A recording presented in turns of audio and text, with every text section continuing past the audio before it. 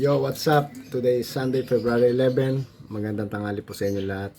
Share ko lang po itong na-experience ko few minutes ago. Ngayon ko lang to na-experience. Panoorin nyo guys.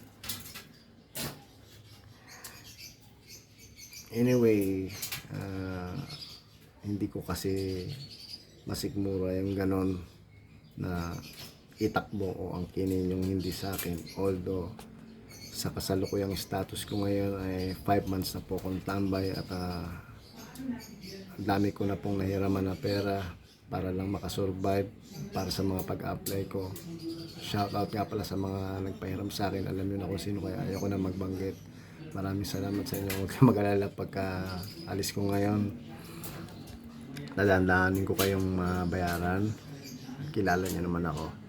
So, para naman sa video na to, paalala lang din po, kahit ako nagkakamali rin, pero hindi pa naman sa ganong level.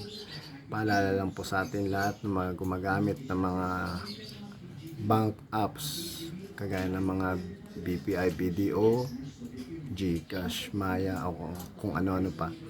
Make sure talaga natin na i-double check natin mabuti yung account number bago natin pasahan o yung cellphone number bago natin pasahan, kasi mahirap na.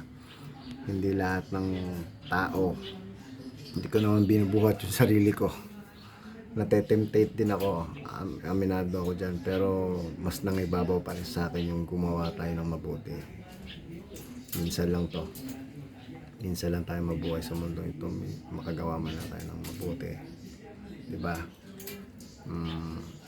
So yun lang, double check natin yung account natin para hindi tayo magkamali ng pagpasa, lalo na malalaking pera yung pinapasa natin.